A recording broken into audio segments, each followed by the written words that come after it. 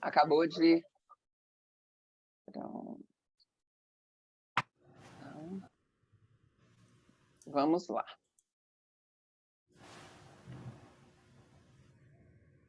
Deixa eu pegar minha cola aqui, que eu ainda gosto de coisas físicas. Bom, boa noite, todas, todos e todes. Nós estamos aqui hoje para a banca pública do Rodrigo Veríssimo Pereira Sampaio, que está apresentando o trabalho dele para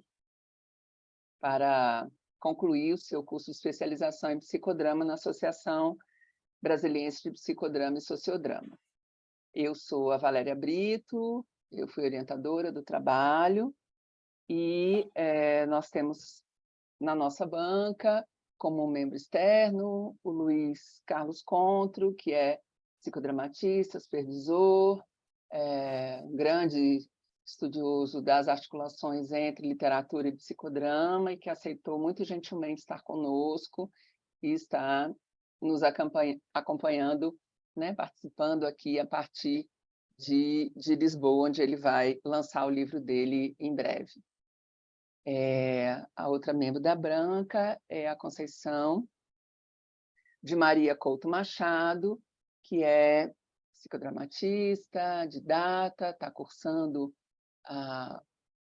o nível 3, né, que é o nível para supervisora, e que também tem uma trajetória como escritora e aceitou o nosso convite para estar nessa banca hoje.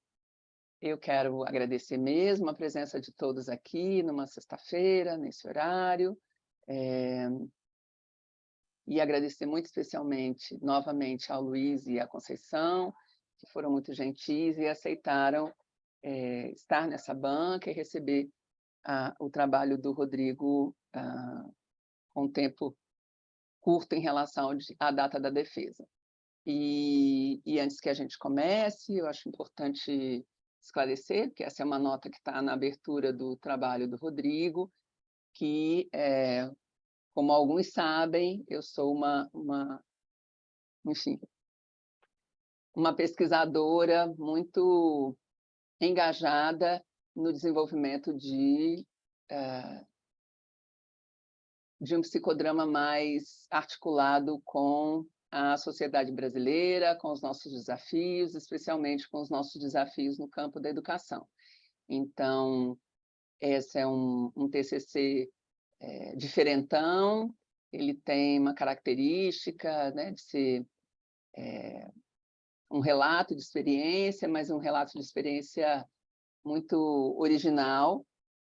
O Rodrigo confiou a mim e ao grupo do qual o Guilherme participa, duas outras colegas participam também, o privilégio de acompanhá-lo nesse processo da redação desse trabalho, e eu brinquei com ele que era como orientar Moreno, porque vem uma frase aqui, outra ali, uma cena, volta, uma música, o lançamento de um musical e referências do além que ele descobre.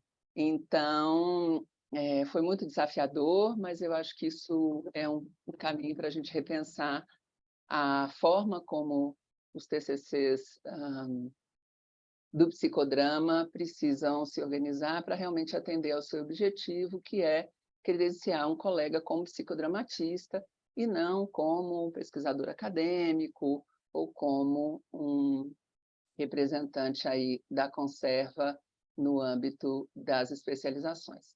Então, é isso. O trabalho do Rodrigo tem uma característica, né, de ser, na forma também, mais original, e esse foi um desafio adicional para a banca. Então, dito isso, Rodrigo, a palavra é sua. O Rodrigo tem 30 minutos para a exposição dele. Na sequência, então, nós vamos ter a arguição por parte do Luiz da Conceição. Eu fico aqui nessa função de mediadora, vou lembrando o tempo do Rodrigo, e assim que a arguição foi concluída, para quem ainda não esteve aqui nesse nessa organização virtual, a gente cria uma sala, a associação cria uma sala, onde eu, Conceição e Luiz vamos deliberar com relação ao resultado da banca e depois a gente retorna e comunica o resultado a vocês, tá bom? Então, Rodrigo, é com você. Bom, primeiramente, boa noite, meus amores. Eu quero que vocês estejam à vontade nessa banca pública de hoje. No início, né, para esse início, eu peço que vocês mantenham os seus microfones desativados, para que os sons não sejam ouvidos durante a minha apresentação. Agradeço muito por isso. E é isso, né? Esse trabalho, como a Valéria falou, ele tem um cunho bem mais psicodramatista, e por isso a apresentação, a estrutura, né, ela está um pouco diferente do convencional, mas hoje eu vou tentar trazer um melhor recorte do que foi essa conversa entre os meus papéis de psicodramatista e de poeta, né? Bom, para início, eu vou pegar aqui o meu mediador. Hoje, quando eu estava pela manhã, eu tive acesso a esse pequeno objeto que eu vou utilizar durante a apresentação e que eu acho ele uma pequena representação do que eu estou sentindo hoje, né? Essa estrutura toda doida aqui, né? Toda presa, mas com o passar da apresentação ela vai virando outra coisa. Então, o nome do meu TCC é A Minha Astúcia Está no Atuar, um relato de um psicodramatista poeta, né? E estudando todos esses anos, né, esses 2 anos, né, que eu estava começando a fazer o nível 1 do psicodrama, eu tive acesso a muitas atividades, muitas aulas que me fomentaram essa questão, né, de utilizar recursos mais artísticos dentro da minha realidade da clínica, né, porque o meu trabalho, principalmente como psicólogo, é a terapia A2, né?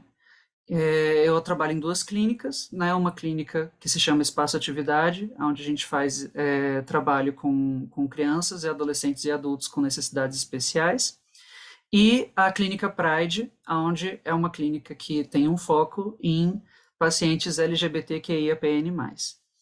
Então, em foco, o meu trabalho é na terapia A2, né?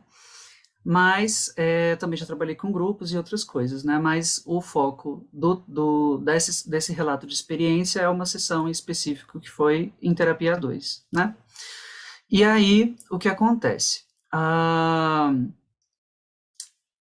Essa questão, né, dessa vivência que eu tive, né, durante essa sessão, eu utilizei um recurso chamado leitura dramática.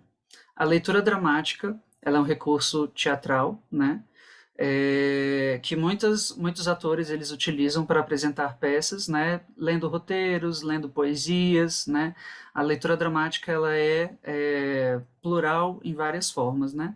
No meu caso, eu utilizei as poesias, né, para fazer a dramatização que eu tive dentro da sessão com essa pessoa, né. Ah, eu vou estar utilizando o nome Teresa, que é o nome fictício, né, dela, que eu pedi para ela escolher o nome dela, ela falou que queria ser mencionada como Teresa, né, e vale lembrar que ela assinou o TCLE, né, que é para ter certeza de que eu poderia falar dessa experiência de uma forma mais livre e de uma forma acadêmica também. E aí, o meu trabalho, ele conversa muito com as poesias que eu escrevo, né? E aí, o que acontece?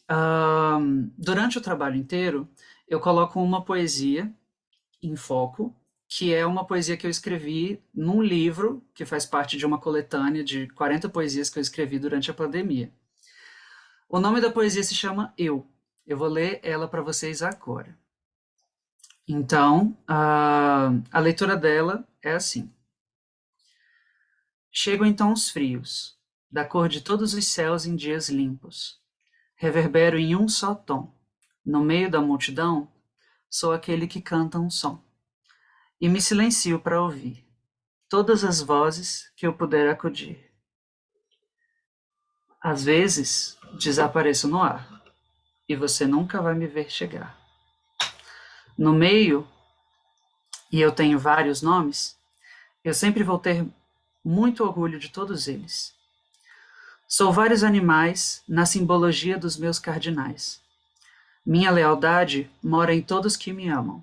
Sou esse ente, resultante daqueles que vieram. Minha astúcia está no atuar, meu berço, meu caminhar. E em meu nome carrego o Rei verdadeiro, que governa pelo louro.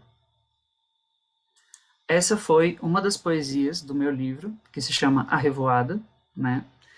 E esse livro, ele conversa bastante com esse momento, né? Porque durante a sessão que eu estava fazendo, que eu ia fazer dela, né? No início da sessão, eu estava mexendo nesse livro, né? Estava mexendo no arquivo, mexendo em algumas poesias. E em determinado momento, né, começou a sessão com ela, então eu parei de escrever. Só que o que acontece? Vale lembrar que essa sessão ela foi física, né? Então foi uma sessão com bastante troca, né? Justamente porque ela foi física. E aí o que acontece?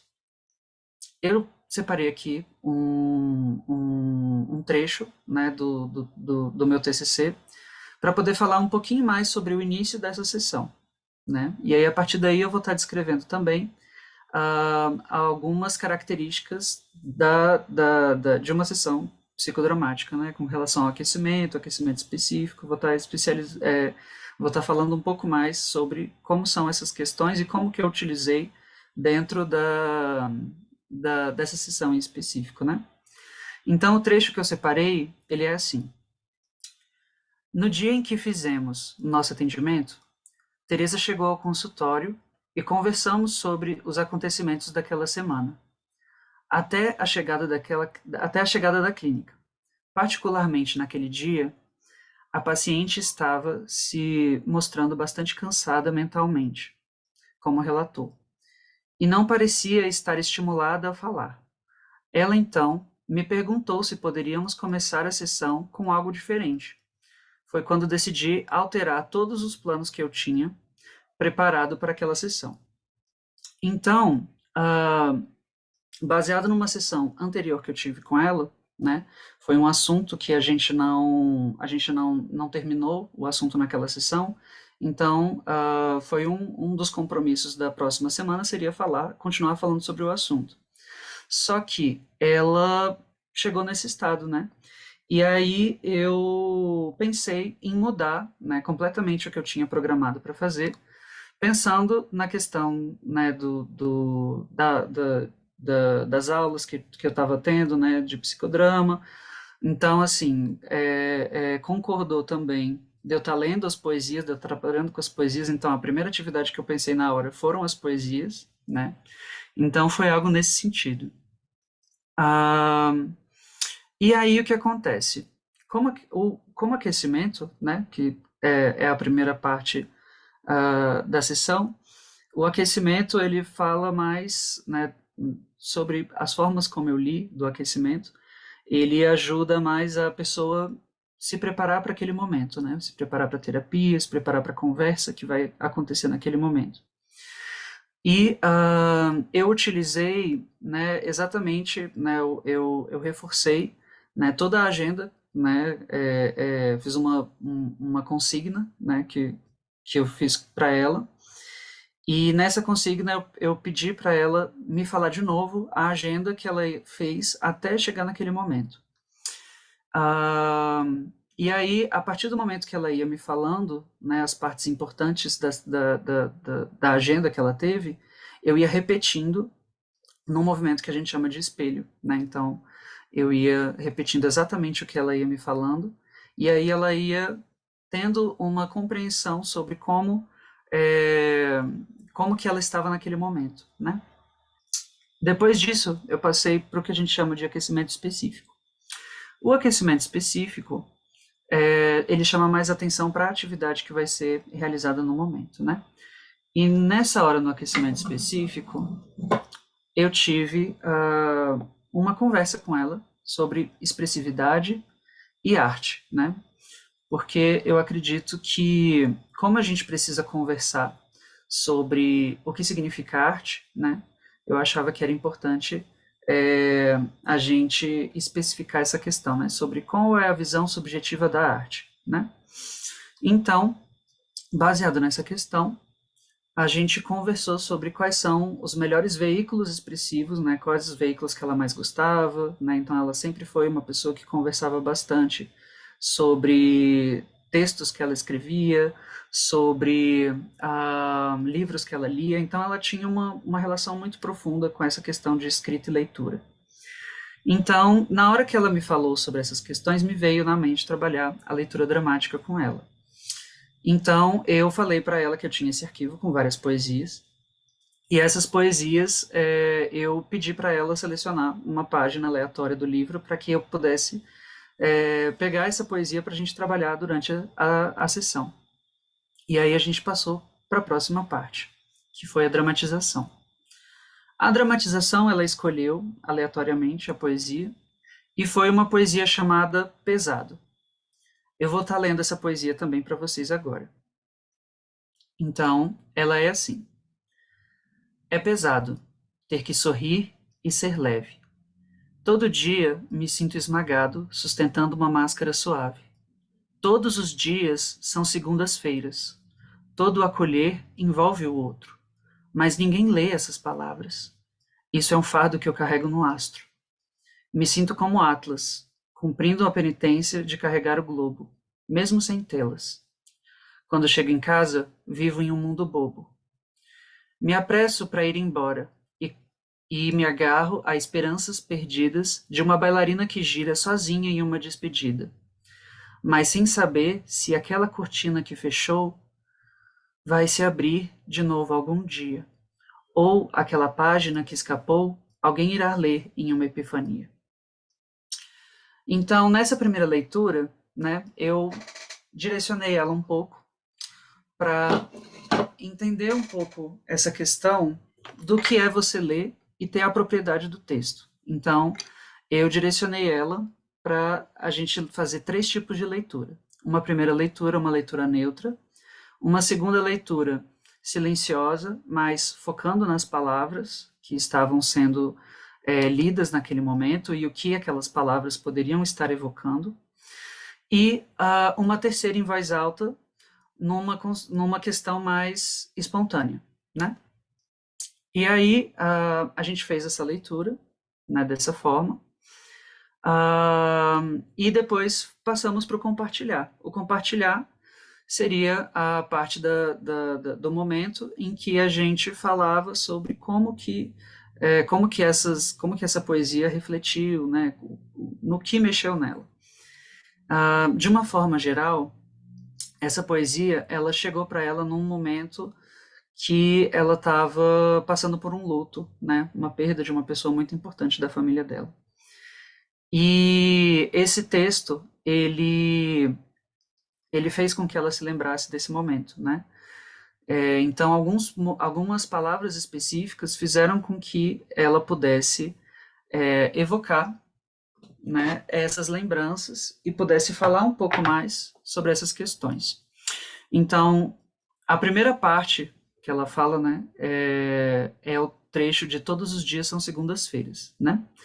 Então, ela falou que durante muito tempo para lidar com o luto, ela precisou lidar com todos os dias sendo dias difíceis, né? Então, todos os dias eram difíceis para acordar, para se entender, né? Para entender o que estava acontecendo ao redor dela. E a segunda fala mais relevante foi: me sinto como um Atlas cumprindo a penitência de carregar o globo, né? E ela fala que a palavra mais pesada, né, que ela entende dentro da poesia foi carregar, né?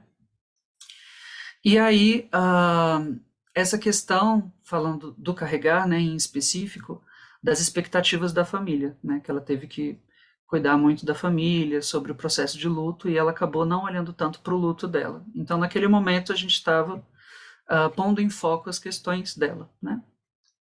E aí, Com relação a isso, na semana passada, né, na sessão que a gente teve, né, anterior,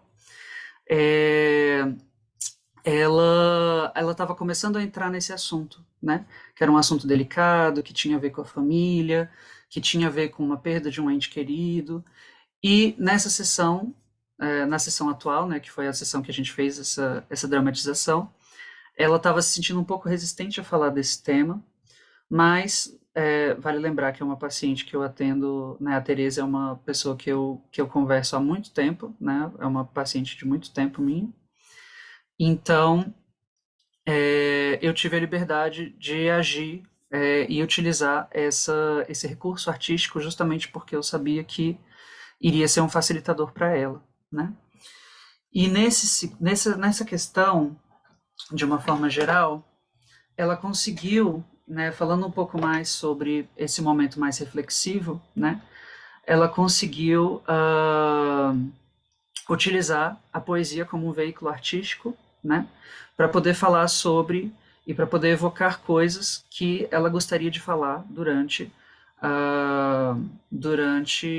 o nosso encontro, né.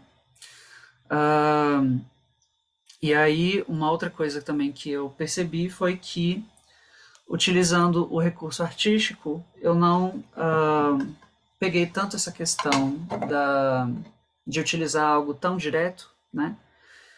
E optei por fazer uma dramatização que pudesse abordar o tema, né, de uma forma mais tranquila para ela, né? E dessa forma, acho que de uma forma mais expressiva, eu acredito que essa conversa que a gente teve sobre expressões artísticas é uma conversa que ajudou muito em como ela entendia as questões do momento em que ela estava passando, né? Então, de uma forma final, né? Esse foi o meu trabalho. Uma das outras coisas que eu acho interessante explicar também é a questão da construção de como eu faço as minhas poesias, né? A poesia, eu acabo utilizando o esquema de esquemas rítmicos, né? Que é o que eu estudei bastante no ensino médio. E os esquemas rítmicos, eles têm várias estruturas diferentes, né? Então, para fazer as poesias do livro e para também utilizar em outras questões, eu acabo utilizando esquemas rítmicos com rimas ricas, né? Que são quando elas geralmente combinam em um momento específico da frase, quando você está montando a estrutura do texto, e elas vão se rimando baseado numa métrica específica que você estabelece, né? Então, dessa forma, eu montei o meu livro, dessa forma, eu acabei utilizando uma das poesias que tem no meu livro para poder utilizar na dramatização, e, assim, utilizar o esquema de leitura dramática para fazer uma sessão de psicodrama com essa minha paciente. Então, esse foi o meu trabalho.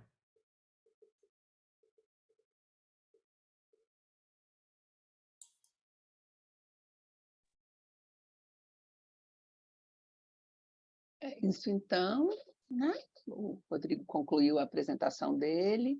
A gente passa a palavra para o Luiz, que é o membro convidado, para que ele possa conversar com o Rodrigo.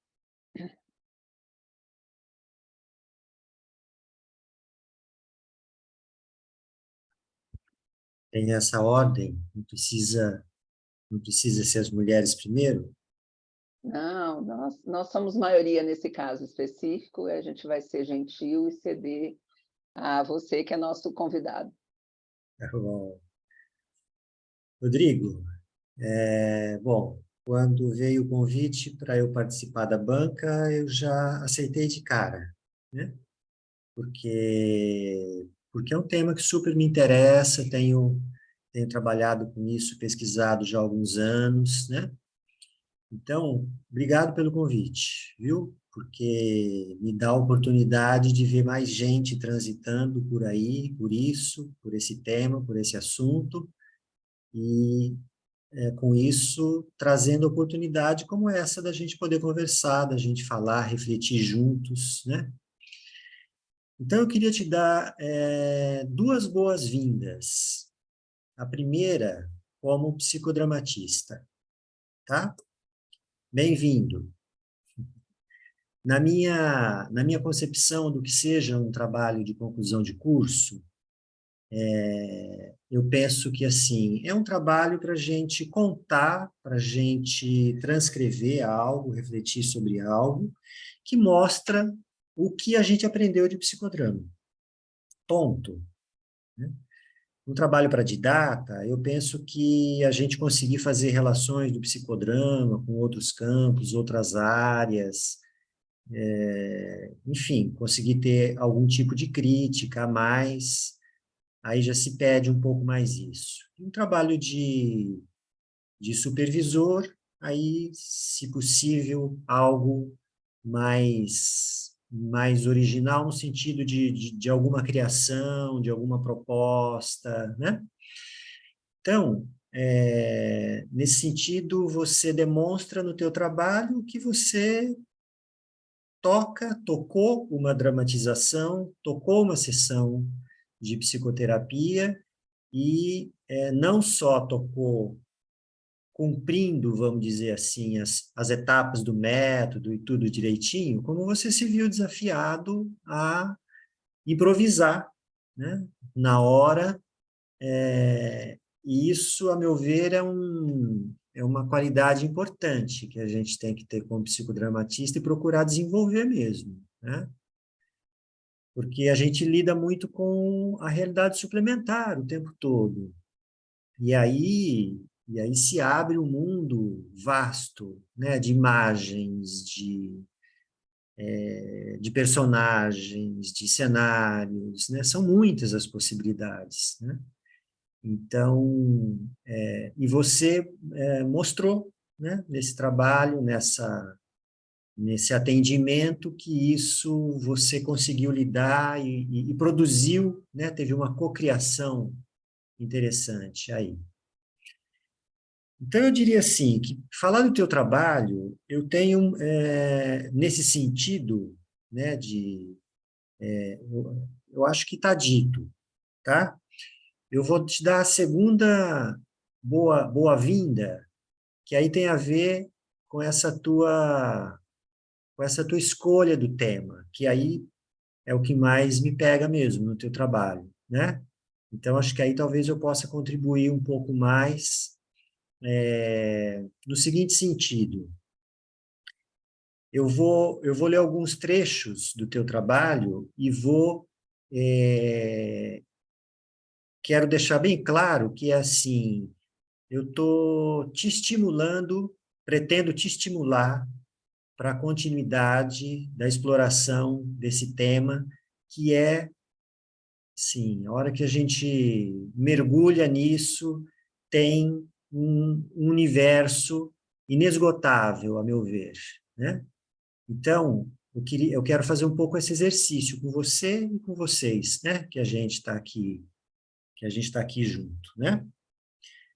Bom, você começa o teu trabalho falando um pouco dessa articulação. Passei muito tempo estudando os dois separadamente, artes cênicas e a psicologia, mas estudar essa junção foi algo que foi decidido em meu processo psicoterápico com minhas percepções nuas e emergentes frente ao processo terapêutico e dramático. Essa questão da intersecção, se a gente, eu vou ficar buscando sempre fontes na literatura, né? Porque você está fazendo esse intercâmbio com a poesia, e aí eu estou localizando a poesia, né, a palavra, dentro da literatura, da criação literária, né? Então, é dentro da articulação entre esses dois campos que eu vou estar falando o tempo todo. Como você está trazendo uma sessão de psicodrama, então aí eu vou trazendo a literatura para dizer assim, olha aqui, né? Dá para explorar isso aqui. Olha aqui, caso você e espero que você se sinta estimulado, né, a continuar explorando esse tema, né?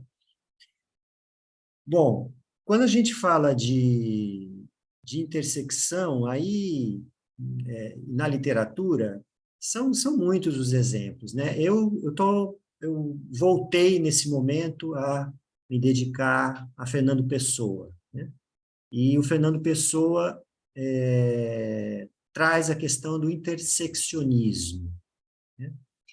Que tem a ver com isso, assim, como é que as coisas conversam, como é que as coisas se articulam, né, na literatura, com a política, nas relações humanas, que aí é o que nos interessa, né? Então, esse é o campo de conversa da gente, essa intersecção, né? Mais adiante, você vai dizendo assim: nessa época, aprendi a me expressar cantando músicas. Aprendi que as músicas que ouvia diziam coisas que sentia necessidade em dizer. E então comecei a usá-las como veículo de expressão, e isso funcionou muito bem para mim, inclusive uso até hoje. Eu vou contar uma rápida história minha para dizer isso que eu estou querendo falar. Eu venho de uma cidade, eu nasci, né, e morei até os 18 anos, numa cidade muito pequena do interior de São Paulo, quase divisa com o Mato Grosso, que se chama Adamantina, né? E lá, naquela época, então isso há 60 anos atrás, né, a gente... Eu não tinha literatura na minha casa, eu não tinha livros na minha casa, né? Mas tinha uma banquinha de jornal. E nessa banquinha de jornal era um lugar na cidade onde se vendia livros. E foi ali que eu comprei os meus primeiros livros e tal, né? Mas o que chegou para mim de literatura, e hoje isso eu tenho clareza, não foi através dos livros, mas foi através das músicas. Porque 12, 13 anos de idade, a hora que eu comecei a escutar algumas músicas do Chico Buarque, né? Eu falei, nossa, peraí, tem uma coisa diferente aqui, o que que é isso? Né? E aí os festivais, e aí eu tinha um radinho de pilha, que de madrugada dava para pegar a Rádio Eldorado de São Paulo, que era lá aonde eu ouvia as músicas mais alternativas, né? Para fugir daquilo que era aquele contexto da onde eu vivia. Então, você está falando das músicas, eu assino embaixo alguns autores, dentre eles Zé Miguel Wisnik, que propõem que letras de música, dependendo de letra de música, considera-se como literatura, né? Quantas canções, né? Quantas falas, quantas rimas que tem uma musicalidade, né? E que por isso são músicas, mas que ao mesmo tempo são peças literárias. E nós temos no Brasil algo que me parece que é bastante único, no sentido de que nós temos músicos que são autores, né? Chico Buarque escreve ficção, Caetano Veloso escreve ensaios, né? Vinícius de Moraes veio da literatura para criar letras de música. Então, essa conversa, de novo, a intersecção aí entre os campos, né? Nós temos isso na nossa cultura, e que é uma coisa riquíssima. Então, eu acho que esse é um outro campo, outro não, né? Isso faz parte desse campo que dá para a gente explorar, que vale a pena a gente explorar, né? Eu me lembro de uma vez que eu atendia um grupo e tinha uma pessoa que cantava e tocava também, e ela tinha uma memória muito legal, assim, para letras de música.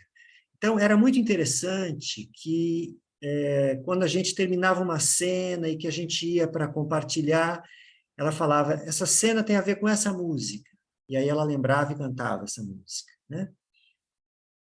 Então, enfim, só aí, se a gente pensar no método, já tem um recurso, já tem um dispositivo que a gente pode usar também no nosso trabalho, né?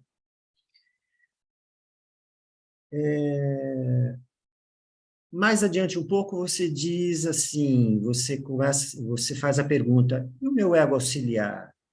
E você responde, esse será o poeta que habita em mim. E aí você conta que através desse teu livro de poesias, né, teve a leitura e todo o aquecimento e todo o trabalho em cima disso. Essa é uma possibilidade bacana que você traz, né, que acho que me parece que vale a pena continuar explorando. Eu me lembrei de uma situação, de uma não, de algumas situações que eu utilizei, o poeta como ego auxiliar em psicodramas públicos, em São Paulo, em Campinas, né? Então, a ideia é assim, eu chamei um poeta mesmo, em cada encontro desse, e enquanto o trabalho ia acontecendo, principalmente na dramatização, ele ficava por ali rodando e buscando captar, né, elementos, ingredientes para construir a poesia dele. E a gente ficava ligado um no outro, chegava a determinado momento que ele olhava, a gente se olhava, eu entendia que era para eu interromper a cena onde estivesse, e aí ele lia a poesia dele, e aí a gente continuava a cena incorporando ou não, né? Eu pedi para que as pessoas reverberassem aquilo, então, assim, a poesia funcionando como aglutinadora de sentidos. E aí, nesse caminho, eu queria te dizer uma coisa que eu acho importante, Rodrigo, que é assim, eu acho que a poesia, ela tem uma capacidade de síntese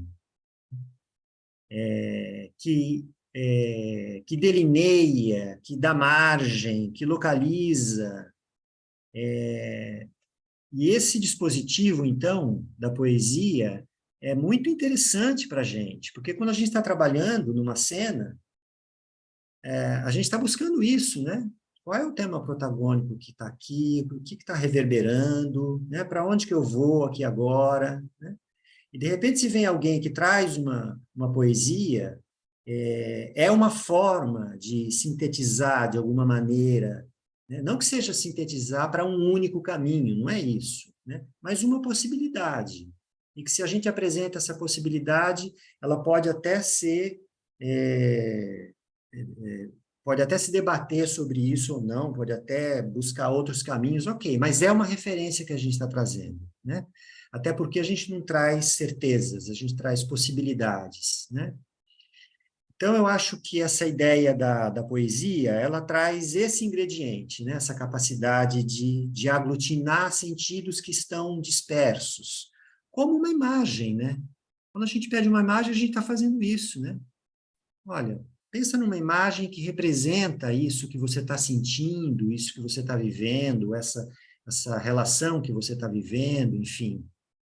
Então, pensar numa imagem tem a ver com isso, é sintetizar, né, como se fosse uma fotografia, é um registro instantâneo daquele momento, né? Então, é um ingrediente muito interessante da gente continuar explorando, né? Aí, mais adiante, você diz assim: provocarmos a criação de um estado poético em nós, no outro, na relação, como forma de acessar a realidade suplementar e, nele, a criação de outros mundos, personagens. Eu parei por aí, né? Essa é a base da literatura, né? É você conseguir ser outro, né? É você, usando o neologismo do Pessoa, outrar-se, né? Na Clarice Lispector, a gente vê muito isso também, né? Tem uma crônica dela, que eu gosto, que diz mais ou menos assim: eu antes queria me colocar no lugar do outro. E aí eu percebi que me colocar no lugar do outro é fácil. Eu conseguia, eu sabia.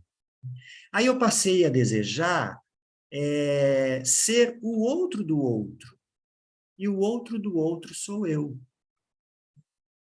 Então, essa coisa, eu, outro, outro, eu, outro, eu, essa relação, né, que é a base fenomenológica que fundamenta bastante a gente também no nosso trabalho, né, está presente nesses autores, nesse desejo de outrar-se, né, de multiplicar-se, de viver outras histórias, de viver outras cenas, né, de criar personagens. Então, isso tem tudo a ver com o trabalho da gente, né? Então, olhar para pesquisar autores desse tipo, como Fernando Pessoa, Clarice Lispector, mergulhar nesses escritos, eu acho que traz, ilumina a nossa prática. É um pouco isso que eu tenho vivido, né? E sou muito grato a eles, né? Mais adiante você diz assim: eu tenho vários nomes e sempre vou ter orgulho de todos eles. Aqui é Fernando Pessoa de mão cheia, né? A multiplicidade que ele foi trazendo para dar conta da modernidade naquele momento, né? Aqui de Portugal, entendendo que as dicotomias, né? Certo, errado, bem e mal, não davam conta de um mundo muito mais complexo, de um mundo muito mais dinâmico, né? Então, nesse sentido aí também, Fernando Pessoa pode mostrar bastante coisa para a gente, né? Mais adiante você diz, quando chega em casa, viva em um mundo, vai se abrir de novo algum dia bobo, ou aquela página que escapou, alguém irá ler numa epifania. Eu estou lendo partes do seu poema aqui, né? Deixa eu te fazer uma pergunta. Conta um pouco para mim o que é a noção de epifania para você. Fala um pouquinho. Epifania, para mim, é uma, um momento extremamente, né, um momento extremamente de pico, né, de alguma ideia que vem do nada, de alguma coisa que vem do nada e você consegue transformar aquilo, né? Então, essa frase que eu escrevi, ela tem a ver com essa questão, né? De repente a pessoa está andando numa rua e aí ela para, olha para o chão, vê um papel, pega e aí é uma poesia ou alguma coisa que faz um sentido nela. Tá. A hora que você colocou essa palavrinha aí, você me pegou na veia. É pelo seguinte, nesse último livro aí, são muitas páginas sobre isso, assim, eu estudei bastante sobre isso, sabe? A, a epifania vem lá dos gregos, passa pelo cristianismo, que abraça a ideia de epifania, por isso tem aquelas cenas, né? Jesus Cristo na manjedoura, os três reis magos, isso é considerado uma epifania. E aí o Joyce, o James Joyce, traz isso para a literatura. A ideia foi um pouco assim, vamos desmistificar, vamos trazer essa saída da religião e vindo para a literatura, a gente pode conceber uma cena como essa que você está contando, né? Como um momento de epifania. A ideia dele era um pouco assim, trazendo para o nosso dia a dia, a gente pode perceber algumas belezas que nos escapam. E cabe ao artista retratar essa beleza, dar um nome, trazer uma cena, criar um personagem, criar uma música, né? Aí são as várias linguagens, né? Acontece que o Joyce usa o tempo todo isso a ideia de súbita manifestação, né? E quando eu estava estudando a Clarice Lispector, tem um conto dela que se chama Amor, que é o conto que todos os muitos críticos literários, quando vão falar de Epifania, citam esse conto. Estudando esse conto, eu vejo o seguinte: eu pego uma página antes, uma página e meia antes da cena dita epifânica da Clarice Lispector, que é o momento em que a Ana a protagonista está dentro de um bonde, e aí ela olha, o bonde para num ponto, ela olha e vê um cego mascando chiclete. Isso deixa ela atordoada, ela fica perdida, né? Então, seria um pouco o papel que você está falando de achar no chão, né? Ela perde o ponto do bonde, e ela desce, ela tenta voltar para casa, ela para no Jardim Botânico, lá no Rio de Janeiro, e ali ela vive um momento epifânico desse, né? Onde ela está integrada à natureza, onde ela está se sentindo viva, onde ela... Enfim, e depois ela volta para casa. Não vou entrar mais em detalhes. Acontece que uma página antes... vai sendo dito assim, olha, a Ana morava num lugar que eles ainda estavam pagando. Ela tinha, os filhos dela davam muito trabalho. O fogão que ela tinha dava estouros, explodia. A Ana, na juventude, tinha o desejo de ser artista, né? E hoje ela só reproduz algumas telas, que ela copia algumas telas. Eu estou falando de algumas coisas, mas tem uma página inteira falando de uma insatisfação de alguém, né? Com os filhos, com o casamento, com a arte que ela não realizou, né? Então, essa insatisfação, né, quando chega na cena do bonde, eclode. E aí a gente pode fazer algumas leituras. A Clarice não fala disso, né? Mas assim, aquele cego, ele tá num movimento para dentro, porque está tudo escuro, né? Ele não está olhando para fora, então ele olha para dentro. A gente pode pensar isso, e a Ana foi se perdendo um tanto nesse fora, nas obrigações e tal, né? Mascando chiclete, talvez tenha uma coisa de algo repetitivo aí, que ela percebeu o quanto a vida dela era algo repetitivo, enfim, aí a gente pode fazer algumas leituras, mas alguma coisa ali aconteceu. Mas essa alguma coisa não aconteceu ali. Essa coisa é um processo, né? Essa coisa é um processo. Então, eu acho que se a gente vai trazer a noção de epifania da literatura para o campo do terapêutico, que é essa a nossa, né, a ideia dessa... Nós precisamos desacralizar mais ainda, tirar essa coisa mítica, né, mágica, né, de que acontece a coisa, e a gente trazer para a ideia de processo, utilizando o termo que você falou, tem um ápice, ok, né, a cereja do bolo, tem a coisa que, aquele momento em que aglutinou, né, os sentidos, como a gente estava falando, a ideia de poesia, né? Nesse sentido, a gente pode pensar que a criação poética, a gente pode falar desse processo, então, né, que vai culminar no momento epifânico, quando a gente, né, produz, né, a poesia, ela está redonda, agora essa palavra encaixou, é isso, né? Mas tem um processo nisso, um processo criativo, né? O próprio Joyce, quando ele tem um livro dele que é dito assim, os críticos falam, são momentos epifânicos.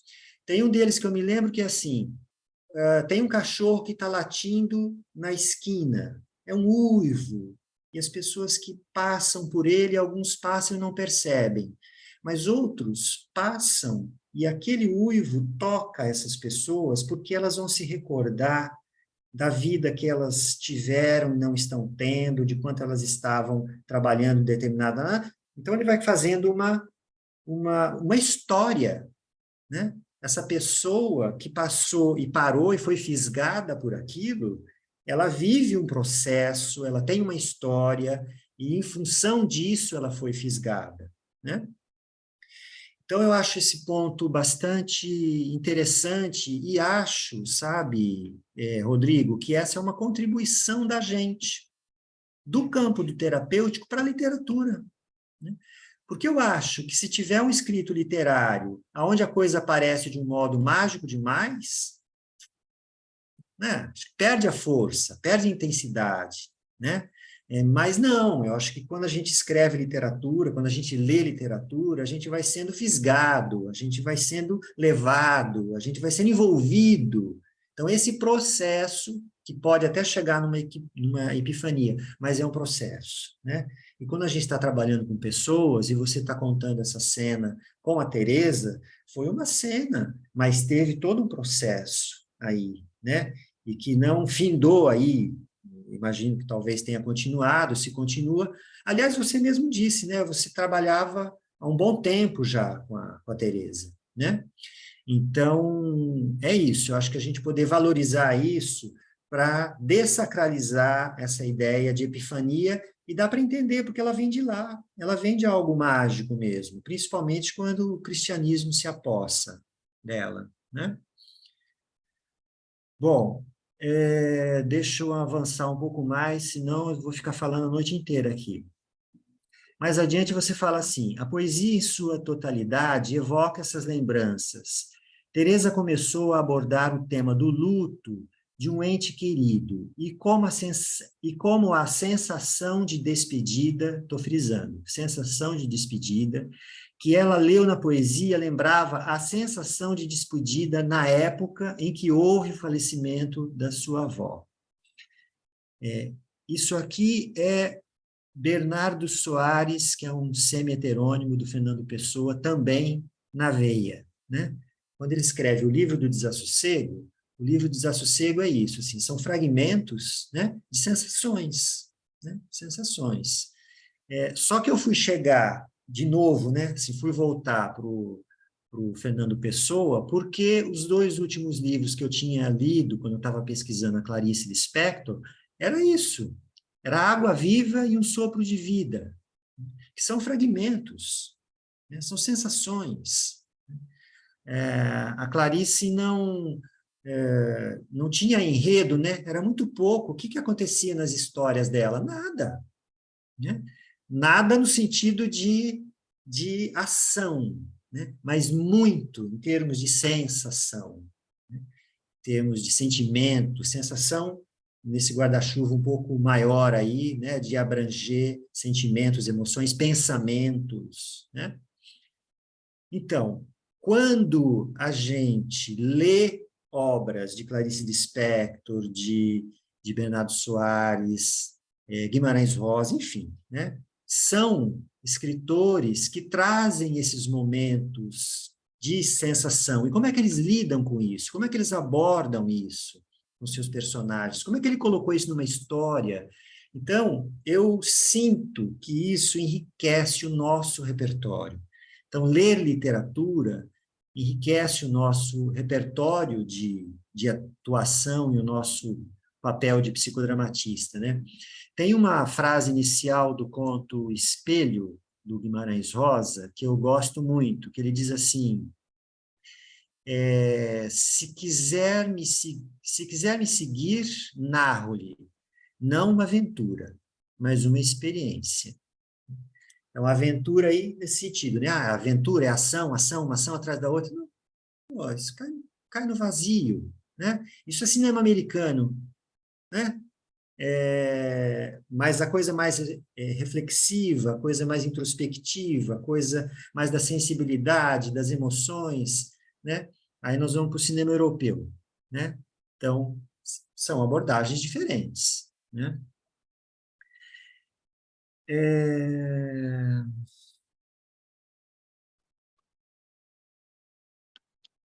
Bom, isso tem a ver também, né, esse trecho que você falou, com o que o Proust fala de memória involuntária, né? Porque é a partir de uma cena que me remete para outra cena e que vai, né? Aí o Proust com aquela famosa, clássica cena do biscoito Madeleine que cai numa xícara de chá, né, e forma as ondinhas, e isso remete para a vida dele, da infância, quando ele ia na casa da tia num domingo, e aí a sociedade daquela cidade, e aí ele escreve 7 livros a partir dessa memória involuntária, né? que é, para onde me leva isso? Que é o que a gente faz muito no nosso trabalho, né? Tem muita gente que tem dito, eu tenho escutado, que assim, que não trabalho com matriz de identidade. Eu não uso, assim, a ideia de... Eu gosto do termo matriz socioemocional que o Moreno usava, né? Não sei por que ele parou de usar esse termo, né? Mas matriz socioemocional, não para a gente buscar uma causa dos acontecimentos, das dinâmicas, dos conflitos, mas assim, uma referência do contexto, né? Que junto com outras referências, com uma reificação daquilo, uma repetição daquilo, foi se estabelecendo dinâmicas relacionais, não tem como. A gente vê isso o tempo todo com as pessoas, que estão repetindo coisas, que estão trazendo dinâmicas aprendidas, ou desenvolvidas, ou reproduzidas, enfim, e que isso traz sofrimento, né? Então, a gente poder identificar, né?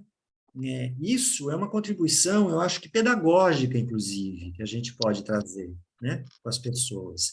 Então, essa ideia a sensação de despedida, né, da poesia provocou a sensação de despedida da Teresa na vida dela, né?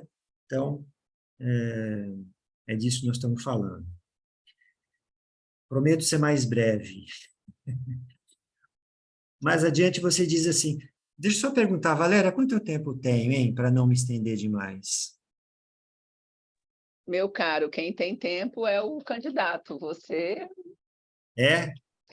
a gente em geral tem feito umas bancas com 1 hora e pouquinho de duração, né? Porque é um dia de semana, mas você fique muito à vontade, a gente está muito contente em poder ouvir você. Bom, mais adiante, você diz assim, o luto é vivenciado como um fato intersubjetivo e como experiência de perda de um mundo partilhado que se rompe com a morte. Ao se perder um ente querido, perdem-se também uma perspectiva e uma possibilidade existencial, cabendo ao enlutado a ressignificação de seu existir. Na verdade, você está citando, né, Michel Freitas, né? A hora que eu li isso aqui, eu me lembrei de A Terceira Margem do Rio, do Guimarães Rosa, né? Então, olha como, assim, a gente pegar um trecho desse, né, do campo do terapêutico, e fazer uma interlocução com esse conto, por exemplo, do Guimarães, né, pode dar mais substrato, pode trazer mais ingredientes para a gente, né? Então, de novo, eu estou dando exemplos de como a gente pode fazer essa exploração, essa interlocução, né? Por que a terceira margem do rio? Bom, o pai entra naquela canoa, vai pelo rio, a gente não sabe se ele está vivo, se ele morreu, se ele... né? Então, tem uma leitura, inclusive, que se faz desse ponto, que é baseado no texto do Freud, Luto e Melancolia, né? Que é assim, aquela família ficou vivendo aquela melancolia, né? Mas aí ele apareceu lá, a determinado momento, estava barbudo, estava mas some de novo, né? O nosso pai está vivo? Está morto? O que aconteceu? Né? Ele vai aparecer, vai voltar, não vai voltar? Então, tem um luto não elaborado aí, né?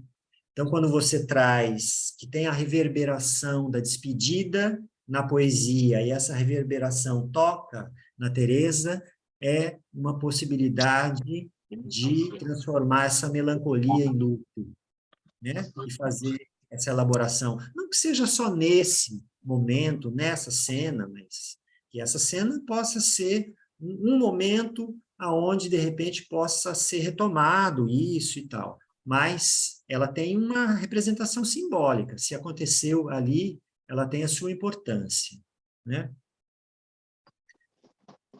Mais adiante, você fala, analisando de modo mais estrito, a linguagem é interpretada por Heidegger, é uma citação também, né, desse autor, Tronco, que você está trazendo. Vou ler de novo. Analisando de modo mais estrito, a linguagem é interpretada por Heidegger como o discurso que foi expressado, ou em termos mais técnicos, a articulação da inteligibilidade que foi posta em palavras. Tem um texto do Luiz Falivene, que posso enviar para vocês depois, que o danado fez uma palestra na SOPSP em 1990, e ele nunca publicou esse texto. E é preciosíssimo, que ele vai contando da importância da palavra no psicodrama.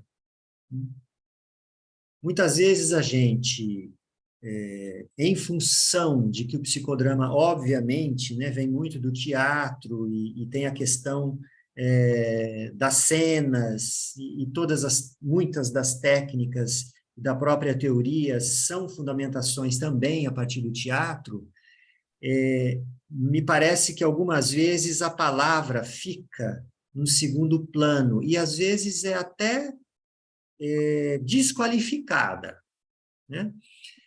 Se a gente entender a palavra como ação, e que é uma forma importante de ação, então a palavra para a gente é fundamental. Então,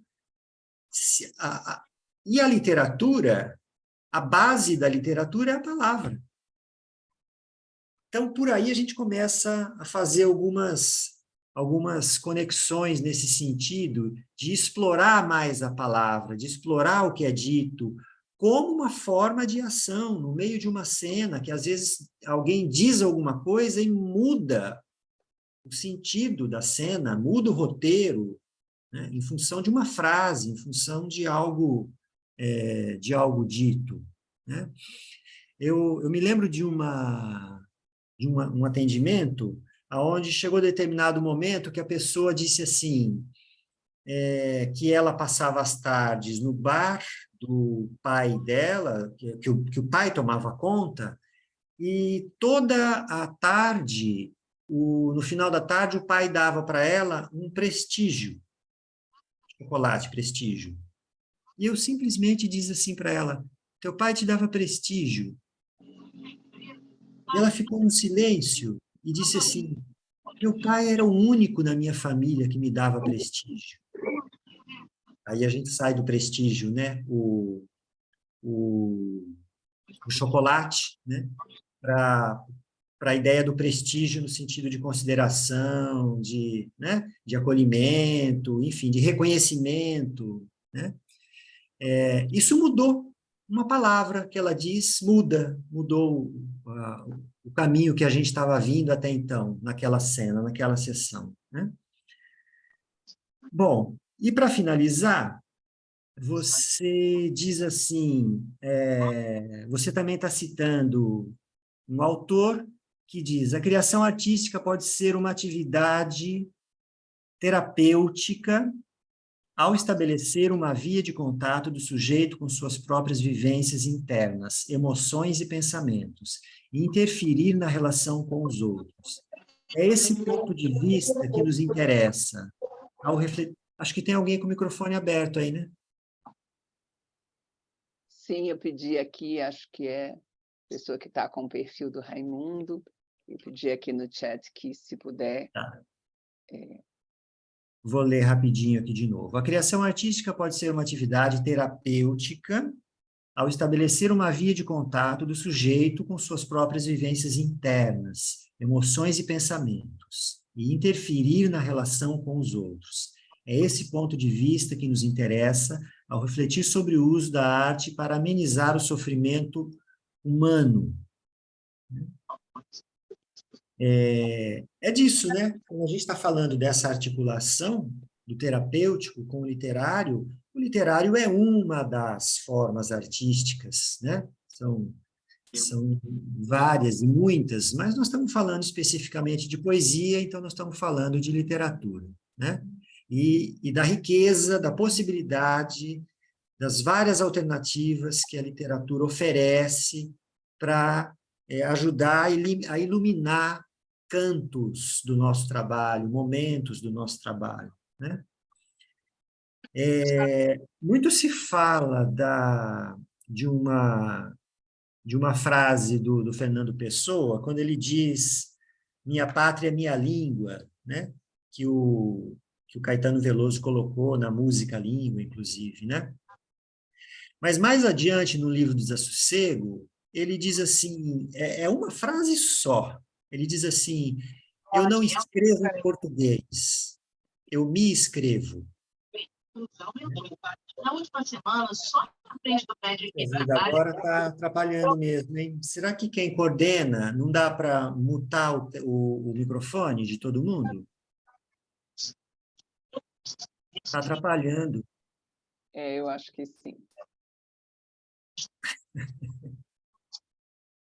Mas não sei se ela está ativa aqui. Agora cortou. Obrigado, viu? Então, eu não escrevo em português, eu me escrevo. Ou seja, à medida em que eu escrevo, eu me escrevo. E aí eu faço uma ponte com o que você colocou no final, né? Que você disse assim, por fim percebo que escrever sobre esse trabalho foi um grande aprendizado. Então, se nós estamos falando de literatura e que a palavra, aí a ideia de escrever e de contar histórias também a gente pode explorar como algo terapêutico. Eu tenho uma pessoa que eu estou atendendo atualmente e que não partiu de mim, partiu dele. Ele disse assim, olha, eu acho que eu tenho mais facilidade para falar sobre algumas coisas escrevendo. Então, eu vou te fazer a seguinte sugestão, da gente fazer uma sessão onde eu não venho presencial ou online, né? Mas eu mando algo que eu escrevi para você. E aí você escreve em cima disso que eu escrevi. E nós estamos fazendo assim há alguns meses.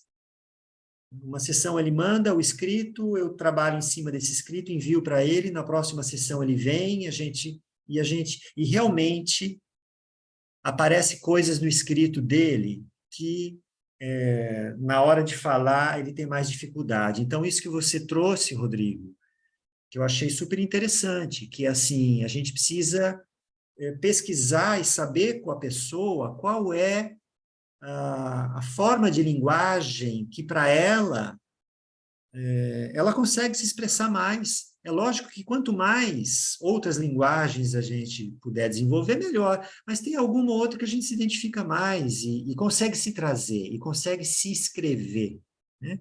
Então, acho que aí é importante a gente perceber isso.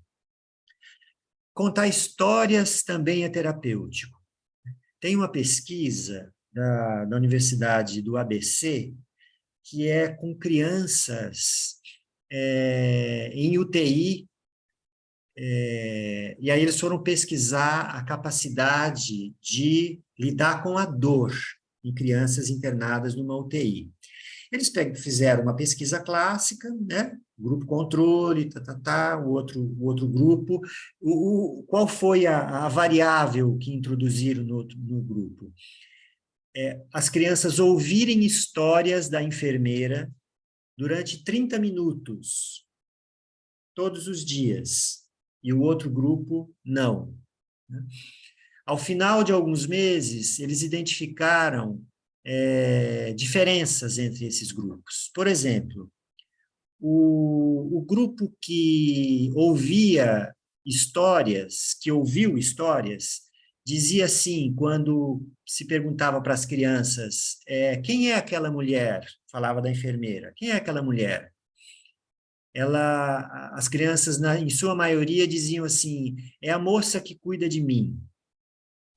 As crianças que não ouviam histórias, que não ouviram histórias, diziam assim, é a mulher que me dá injeção. Olha a percepção, né, diferente que se tem. E medidas mesmo em relação à dor, né? A capacidade de melhor, a melhor capacidade de lidar com a dor, ou seja, sentir menos dor, né?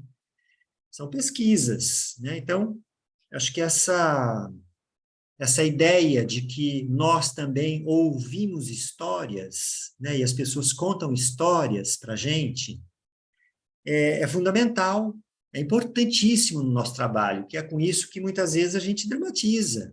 Então, se a gente mergulha em autores que contam histórias, olha que universo maravilhoso que a gente está se apropriando e a gente está se enriquecendo, né? Olha, era isso, viu?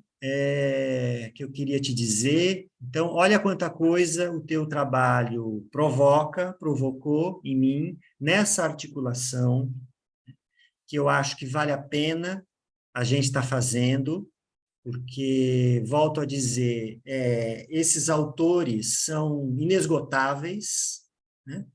Pessoa, até hoje estão mexendo na arca dele, uns 30 mil papéis que estão lá, e vão aparecendo outros textos, outras coisas, né? Assim como Clarice Lispector, enfim, Guimarães Rosa. Então, Rodrigo, espero que eu tenha conseguido te estimular para você continuar nesse caminho, tá bom? Parabéns, viu? É isso. Com certeza, estimulou bastante.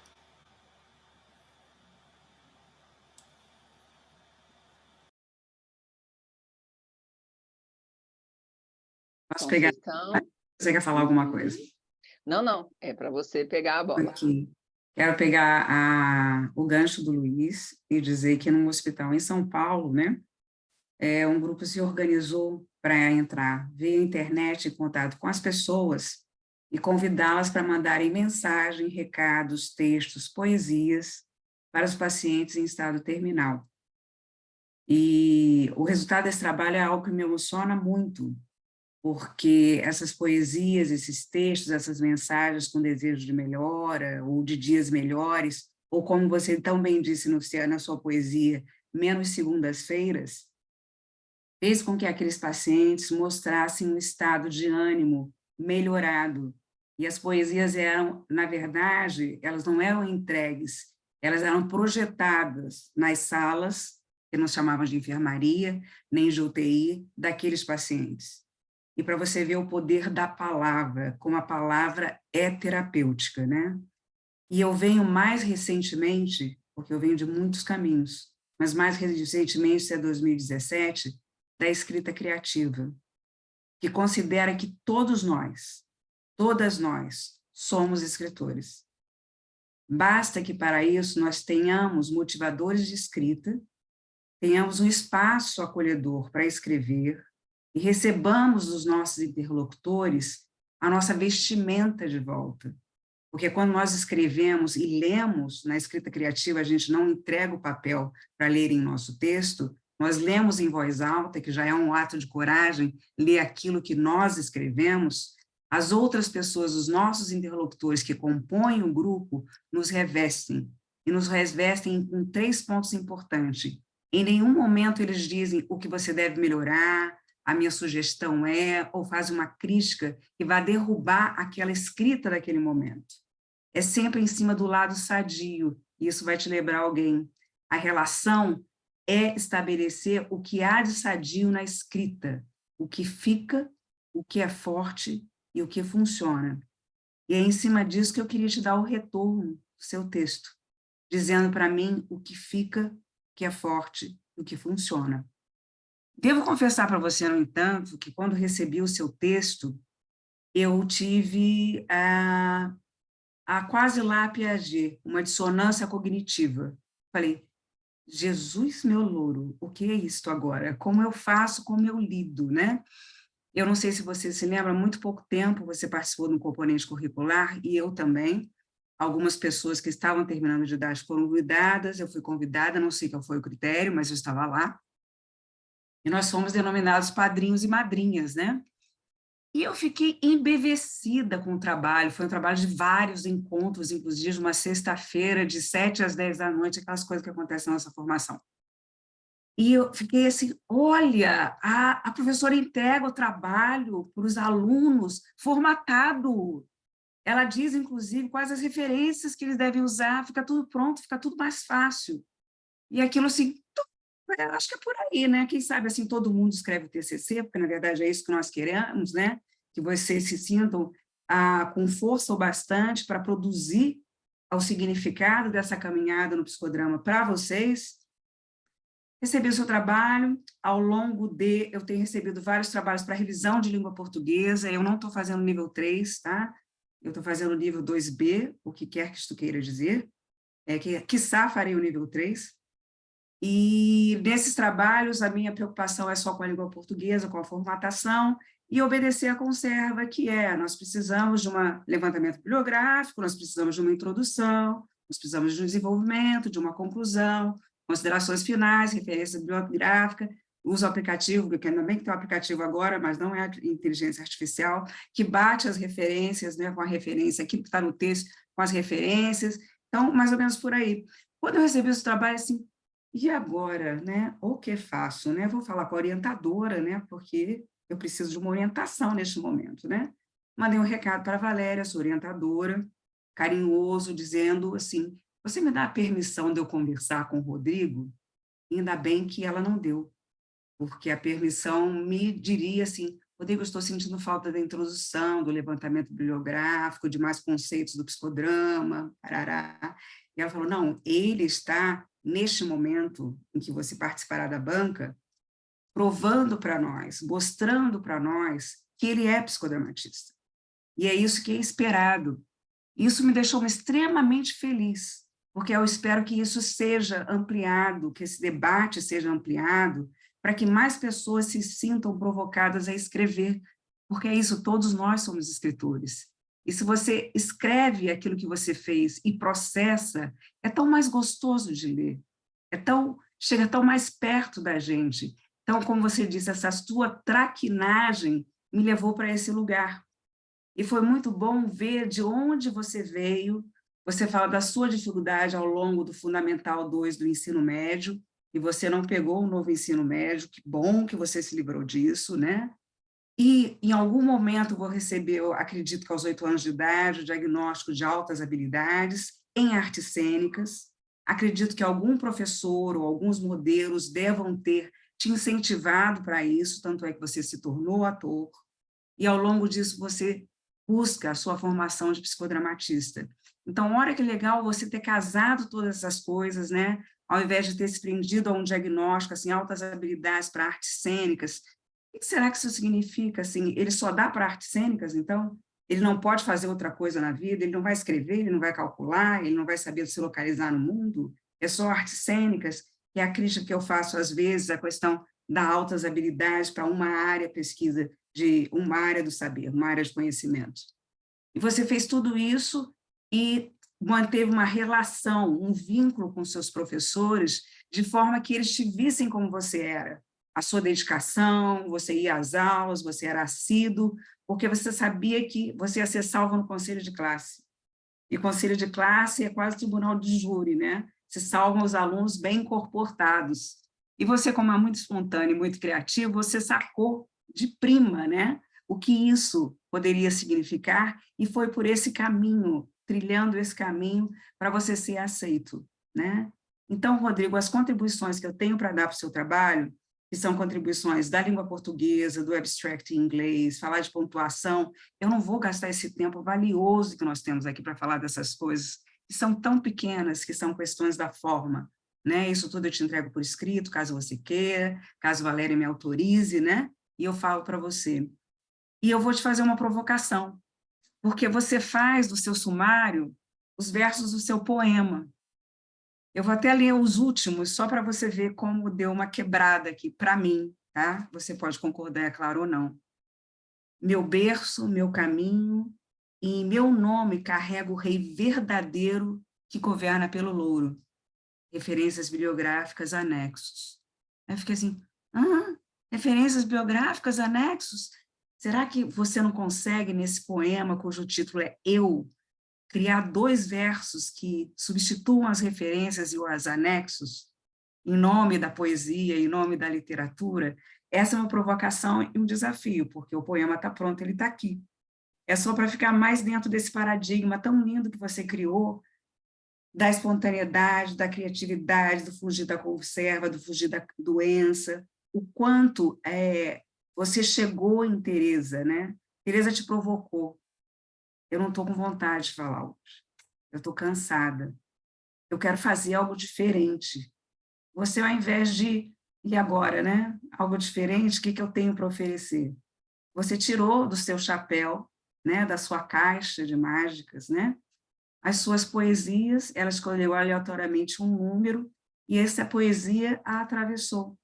Porque a poesia, a palavra nos atravessa.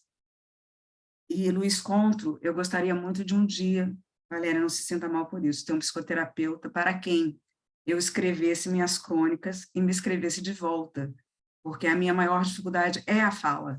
Eu tenho muita facilidade para a escrita, sempre tive, mas tenho uma dificuldade na fala e me expresso muito melhor na escrita.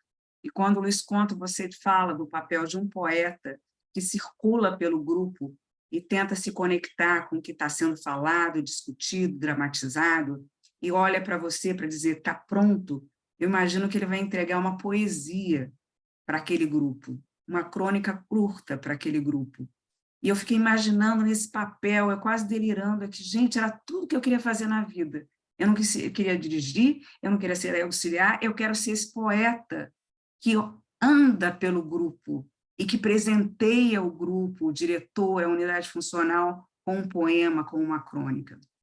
Então, Rodrigo, eu te agradeço por ter me colocado nessa dissonância cognitiva terrível, me deu 24 horas para eu mandar um WhatsApp para a Valéria, antes de querer falar com você, e poder ver, assim, que bom que tem essa possibilidade agora.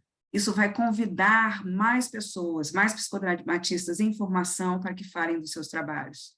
Então, eu te agradeço muito por isso. E se você quiser, como eu disse, esses pequenos detalhes que de jeito nenhum diminuem o seu trabalho, estão aqui, estão todos registrados, eu posso entregá-los para você. Agradeço pela oportunidade de estar aqui, nesse momento, com o Luiz Contro. Eu me lembrei há pouco, Luiz, que, na verdade, eu te conheci na década de 90.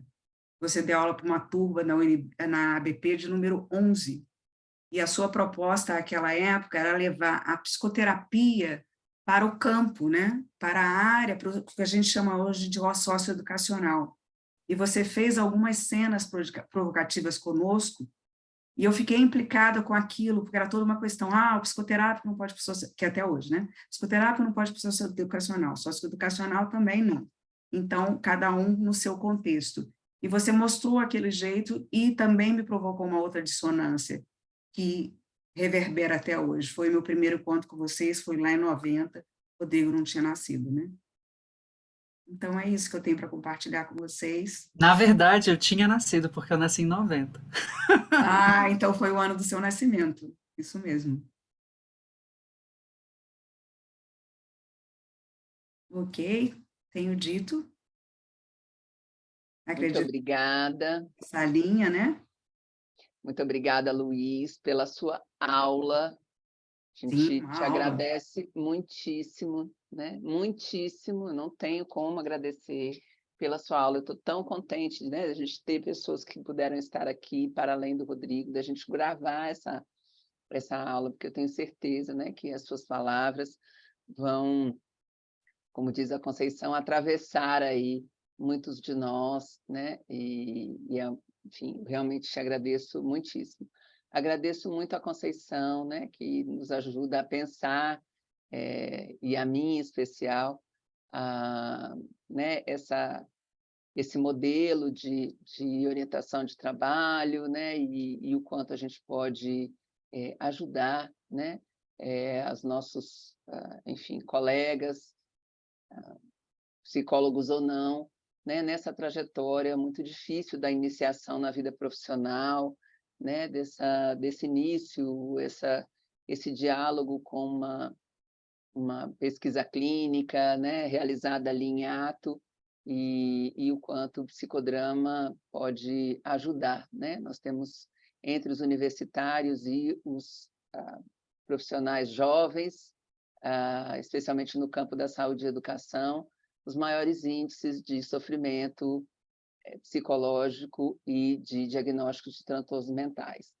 Isso deve nos assustar muitíssimo, e me assusta cotidianamente, porque, né, eles são meus colegas de ombro, e a gente tem procurado, né, e esse grupo tem sido muito generoso comigo, e me proporcionado essa oportunidade de estar com eles nessa, enfim, nessa descoberta aí das possibilidades de uma escrita que não seja simplesmente administrativa, né, mas que seja também restaurativa das, enfim, potencialidades deles como criadores aí da ciência que a gente precisa que esteja mais engajada com os nossos problemas.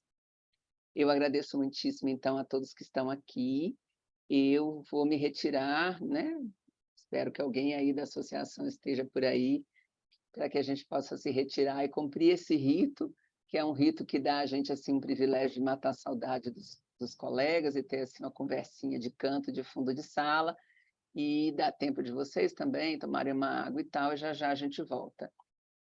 Eu não sei onde estão aqui os... Carlos, você está por aí? Você está como anfitrião, querido? Como é que está? Não estou como anfitrião, gente. Estou entrando em contato com ele de novo. Precisamos ser abduzidos. Eu, em geral, peço que me coloquem como anfitriã, porque assim, né, eu desobrigo a pobre alma da ABP, mas eu esqueci dessa vez.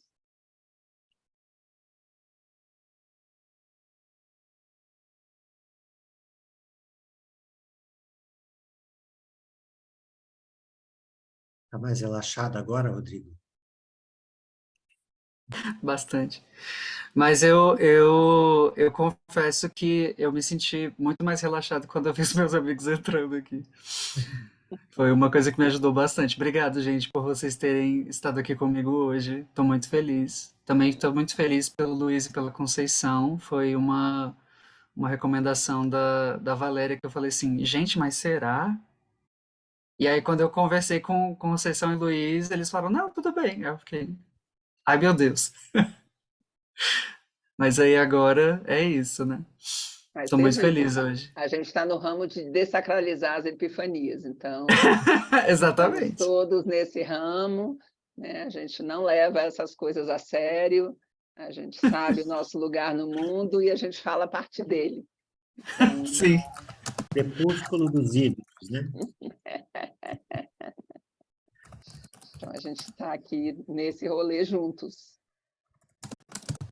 E eu, como eu digo, a banca é sempre aquela oportunidade para a gente ter, né, contato com colegas mais experientes, né, e se animar a seguir em frente. Sim.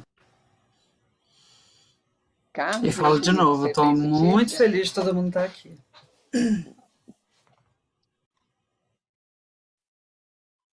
Tinha Valéria, aqui, desculpa, eu não entendi. Você tem notícia aí?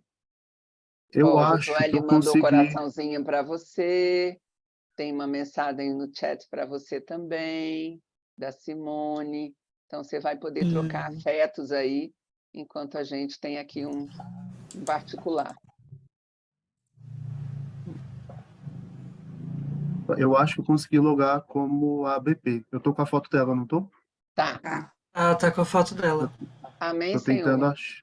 tô tentando achar como eu te coloco como anfitriã. Não, abre você a salinha, se você conseguir, se você for lá na coisinha azul e tiver para você a opção. Tá. Coisinha azul é ótimo. Eu nunca lembro o nome também.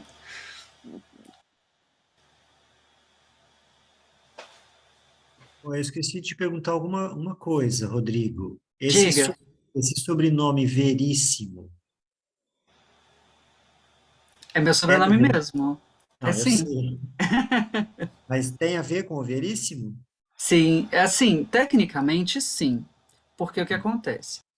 Há um tempo atrás, a minha família fez aquele estudo de árvore genealógica, então mostra que sim, ele é como se fosse um parente muito, mas muito, muito distante. E aí é isso. Mas Até nunca vi nem ouvi falar, assim, né? Ouvi falar bastante, né? Mas nunca vi. Você leu o Valéria, eu velho, coloco. o Érico Veríssimo? Em algum momento, Rodrigo? Certo, Capitão Rodrigo? Pois é, Ah, verdade, né? pois é. Você leu O em algum certo Capitão momento? Rodrigo. Eu li quando era bem pequeno, acredita? Pra leitura de escola. Eu Olha lembro aí. dessa obra. Vou só pedir um suporte, interromper vocês. Eu cliquei Vai lá. aqui, daí eu só jogo Conceição, Luiz e Valéria. E Valéria, obrigada, Isso. Carlos. E você vai Vamos receber sim. lá seus corações e afetos aí dos seus amigos. E coloca a gente de volta também, Carlos, depois, tá? Por favor, não deixa a gente preso na salinha. Tá. Valéria, eu não tô te achando aqui no... Oi?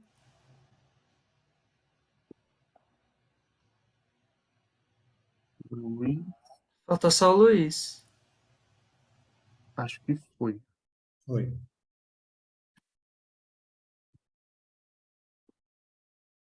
O Luiz foi? Foi. Acho que não tem Ai, mais ninguém. obrigado, gente. Obrigado, Cláudio. Obrigado, Thaís. Obrigado, Gui. A G tá aqui também, a G tá aqui na chamada. Oh. Eu tenho que ir, parabéns, viu? Um abraço, foi ótimo. Assim, nossa, desconstruiu muita coisa e construiu outras. Assim. É uma experiência, foi uma experiência. Obrigado por vir, Cláudio. Eu achei maravilhoso o seu trabalho. Por que que a gente não... A gente tem que conversar no grupo sobre o que que é o trabalho antes. Eu acabei de saber sobre o que que é o seu. Se você quiser, eu te mando. Aí você lê. Quero. Manda. Ou aquele poema pesado, né? O nome dele. Uhum. Puta que pariu. Pode falar palavrão aqui? O pessoal foi embora, né? Ah, pode. Tá gravando, Nossa. mas pode. Ih, é mesmo. Maravilhoso. Gente, tá todo mundo aí, meu Deus! Ai, essa bagunça, meu Deus. Parabéns! Parabéns, meu lindo! Tudo de bom Ai, pra obrigado. Tô você. muito nervoso. E para o Guilherme também, Guilherme! Enfim! Quem apresentou semana passada. Festejar o fim de semana inteiro, né? Meia-noite inteira. Ah, com certeza, quero nem Depois eu saber. tenho que fazer uma festa só para comemorar as defesas. Quero um karaokê bem bonito. Yes! Bora fazer uma noite de karaokê? Vamos, lá na casa da Ana Luísa. Ai, O tudo. Rodrigo vai humilhar a gente, é isso mesmo?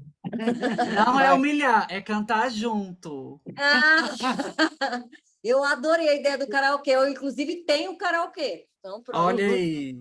Ó, a gente Já leva. vem aí, já. Então, pronto. Inclusive, momento Agenda Cultural. Semana que vem eu vou me apresentar no meu coro cênico, que a gente vai fazer uma apresentação na Asa Norte. Vai ser às 7 horas? Ah, vai ser dia 7. É quarta-feira. Dia 7. E a gente vai apresentar umas músicas bem legais lá. E dia 24 e 25 de junho tem Os Miseráveis, que inclusive a Thaís, que também faz parte do elenco, ela tá aqui. Né, assistiu a banca também. E é isso. Beleza. Os professores já saíram. Não, mas os professores estão deliberando? Eles estão deliberando, estão deliberando. Gente, então tá. não é por nada não, mas vocês não acham que esse tal de Guilherme Raposo é lindo demais? Lindíssimo! Uma gracinha ele. Olha, que coisa mais linda esse cara! Ah, vem... Não, pegava não. Não, pegava não. Pega não, pega não. Tá proibido. Obrigado, mãe. Beijo, querido. Beijo, meus amores. Parabéns. Obrigado por vir. E obrigada, Carlos, por assumir. Por nada. Eu tô só aqui agora, gente. Como eu vou saber a hora que eles vão voltar? Daqui a Ixi, pouquinho. menino. Eu acho que você pode invadir Eles a sala, conseguem- Carlos. Pode, mas eles conseguem sair por conta própria também. Eu não sei se eles sabem Conseguem. disso, mas eles conseguem. Ah, tá. Eu ia perguntar isso. Eles sabem que eles podem voltar?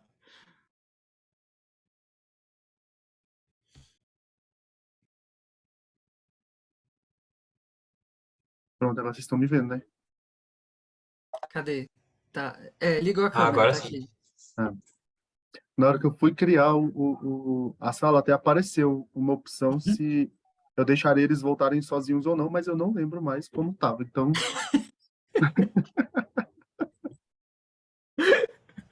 ai, socorro. Deixa pra eles descobrirem, né? Exato. Sabe o que Qualquer é o coisa eles melhor, mandam- então? eles não têm como mandar mensagem no chat para quem tá fora da sala. Então fica de olho no seu celular aí. Eu tô olhando aqui. É, Carlos, mas eu acho que você pode invadir lá qualquer coisa. Pode. mas aí eu vou ser expulso, gente. Hoje eu sou um mero Menino, você é o espectador. dono desse negócio aqui, tá? Então você pode Manda sim. nessa porra! Você é o dono dessa sala, você pode sim. A partir de agora, você vai me chamar de senhora.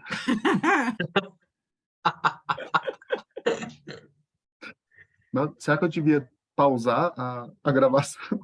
Eu não sei, acho que talvez, né? Eu não Agora é meio sei. tarde, né? Agora é meio tarde, é verdade. Não Então, tava para quem estiver preparado. assistindo a gravação depois, vai ter chile e guacamole pronto. Eita! Só para passar vontade mesmo. Ninguém vai comer. Ontem e hoje, eu e o Ju, a gente fez curry, né, amor? A gente fez curry pro almoço e pra janta. Arrasou. Arrozinho com curry, muito gostoso. Gosto. Rod, ficou muito nervoso? Menino, o tempo inteiro. Eu queria sair correndo, queria desligar, queria... É puxado, né? Eu tava assim, ó. Tremendo. Aí ficou tudo certo, e é isso. Eu me arrependi, só antes, durante não. Mas antes eu me arrependi muito de ter resolvido fazer presencial. Porque você tá com ele aberto aí na tela, né? Você pode ler o que você quiser e tal. Eu fiquei, caraca, que ideia idiota! Que eu resolvi fazer esse negócio presencial. Ai, você me pegou! Mentira, mas eu não li muitas coisas. Eu li algumas, muitas coisas não. Ah, não, mas faz parte. Eu tinha feito um roteirinho só com tópicos assim. Só que quem disse que eu lembrei de mexer nele durante a apresentação? Eu tava só em pânico. Ô, gente, você tava todo nervoso também, né, bichinho? Cara. Enfim. Mas sabe o que aconteceu ontem? Ontem foi... Quinta-feira é o dia que eu não atendo, eu não tenho pacientes. E aí ontem foi quinta-feira e eu não precisei fazer TCC. Ah, que delícia. Foi muito bom. Muito bom. Ai, gente. É isso, Eu esse tava mês de pensando junho. Diga, tava pensando em Carlos. defender o meu presencial. Alguém Presencial? falou isso, eu já fiquei aqui. E agora? Eu não tive escolha, né? Porque os dois estão em outro lugar. Eu gostei, eu achei bom ter atendido presencial no fim das contas, porque o pessoal tava lá, abracei todo mundo e tal. Sim. Essa parte é muito boa. A gente saiu depois para comer. Agora, a minha apresentação, eu tinha 3 vídeos e era para acabar um, começar o outro direto. E aí acabou o primeiro e ele travou. E aí eu fiquei, puta merda, e agora? Aí eu fui tentar mexer no meio da apresentação, aí eu falei, não, foda-se. E aí voltei, e aí, tipo assim, a minha apresentação não foi do jeito que eu queria. Ah, mas assim, o que você fez de tipo assim, mas tem esse vídeo aqui e tal, não sei o que você apresentou depois, né? Eu acho que foi super tranquilo fazer isso. Tipo assim, não foi do jeito como você programou, mas você conseguiu fazer. É porque eu não baseei a minha apresentação na apresentação que estava sendo exposta, né? Sim. Mas, enfim, não foi do jeito que eu queria. Olha nós aqui. Mas rompendo a fofoca. Seus amigos partiram? Partiram. Mas ficaram um pouquinho aqui comigo. Tadinhos. Mas eles ficaram a apresentação toda? Olha só. Foi mesmo? Não, olha os só, comentários da banca. E os comentários da banca. Com certeza. Enfrentaram com galhardia. Sinal que a gente não falou muita bobagem, né, Conceição? Acho que não, né? Olha, eu sou muito suspeito para falar, mas eu adoro esse tipo de conteúdo, adoro. Então, o Carlos está aqui, é da ABP também. Apareceu, já desapareceu. Eu querendo apresentar vocês, rapaz. É incomum ter homens tão bacanas. Eu trouxe, né, convidei, o Rodrigo topou e ele também, o Luiz aqui, né, para vocês terem modelos de psicodramatistas diferentes, né, serem, enfim, inspirados aí por outros homens. Então, aproveitem aí, porque essa é outra minoria aqui que a gente tenta incluir nas nossas atividades, né? Porque ser psicoterapeuta acabou virando uma coisa que tem pouco dinheiro e aí os homens vão embora, né? Em geral, vocês migram para coisas mais competitivas e melhor remuneradas. Então, eu sempre agradeço aos que resistem aqui e ficam conosco como aliados para que o mundo melhore e não apenas a gente explore o que já tem. Vamos lá, então? Rodrigo, é com muita alegria que eu declaro que você foi aprovado na sua banca e que agora você é oficialmente um psicodramatista. Yes. Obrigado. Bem-vindo ao time, é um time bacana. A sua banca tem correções que você precisa fazer no seu trabalho. Okay. Então, elas vão te encaminhar as correções. Tem os apontamentos que o Luiz fez, então acho que é importante a gente ter a gravação, a ABP te dá acesso, e aí você pode, né, enfim, agregar, se você quiser, algumas das contribuições maravilhosas que ele deu a você, e a maior foi essa, que nas suas referências bibliográficas não precisam só constar outros pesquisadores ou outros clínicos ou outros cientistas da área social, que você também pode dialogar, né, com a literatura, que a literatura ou os críticos literários ou a apreciação de trabalhos literários, ele mesmo estava nos indicando aqui um estudioso de origem japonesa da obra do Fernando Pessoa, podem ser seus interlocutores também, quando você constrói seus textos científicos. Então, né, a gente tem muito isso nas ciências sociais, né, a gente tem muito desse diálogo, mas no psicodrama a gente tem menos. Então, acho que é mais do que uma provocação, um convite que o Luiz te faz, e acho que é um convite que vale a pena aceitar, para que talvez a gente possa atender à provocação da Conceição e abandonar de vez os termos tradicionais dos seus subtítulos e achar um termo mais bonitinho para referências bibliográficas. Pensei em vários do Guimarães Rosa e para os seus anexos, tá bom? É isso? Você quer dizer alguma coisa? Quer falar com a sua banca? Gostaria... Uma coisa, Rodrigo, Pode falar. mas eu não coloquei como condição de ajuste aí que você coloca esses autores, viu? Aí, por isso que eu fiz até eu te dei 2 bem-vindos, né? Como psicodramatista primeiro, aí depois o outro é o que foi provocando em mim, e, na verdade, a ideia de poder estimular em você. Se você quiser, né, pegar alguns desses autores, colocar, fique à vontade, aí pode ser mesmo como contribuição, né? Mas não foi uma condição. Sim, é importantíssimo a gente considerar isso. A condição é mesmo a correção, né, ortográfica, gramatical, as referências, as páginas direitinho, né? A receita do bolo, é como eu digo. Trabalhe a receita do bolo, para que alguém que leia entenda de onde veio, que não surgiu do além.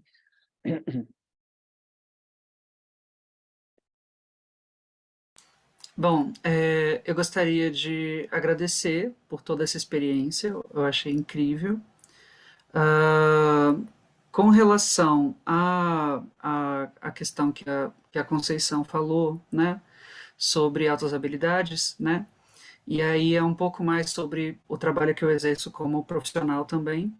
Eu também trabalho, né, como um profissional que lida com altas habilidades, e com relação a essa questão, né, de tipo assim, altas habilidades em X, em Y, né, em tese é mais uma questão de que no conceito de inteligência do Gardner, né, que é a teoria pela qual a usabilidade de superdotação ele se encontra, você tem uma série de guarda-chuvas dentro de cada tipo de inteligência, né? Então, você tem inteligência de exatas, de humanas, de física, química, de artes, e dentro de cada guarda-chuva tem um arsenal, né, de competências cognitivas e neurocognitivas ao qual a pessoa com altas habilidades ela se encontra, né?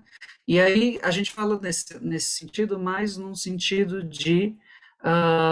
da criança ter mais facilidade em adquirir ou em ser estimulada naquele ponto específico. Significa que em outros pontos, né, por exemplo, uma pessoa de exatas só vai para a área de exatas. Não, né? Ela utiliza principalmente a força criativa dela, que é uma linguagem de exatas, para preencher outros espaços. É basicamente isso. Então, o que a gente faz é aumentar esse repertório criativo para as crianças com altas habilidades não ficarem tão focadas em uma coisa só, para que elas possam aprender como utilizar essa inteligência, essa sabedoria que elas têm naturalmente, de esse âmbito de conhecimento, né, de querer ir atrás de alguma coisa, de uma forma ampla, né, de uma forma em que ela possa escolher o que ela quer fazer. É isso. Última contribuição, bem rapidinha. Zuli, para complementar a sua leitura de Gardner. Enzuli. Olha aí, ainda temos muitos outros campos para provocações mútuas aí, o povo da educação. Vamos ficar aqui a noite inteira. Eu estou fora, tá bom, minha gente. Tá bom, minha gente, sextou. Sextou, vamos lá. Brigadíssimo mais uma vez. Parabéns, Rodrigo, mais uma vez. E o nosso esquema é aquele.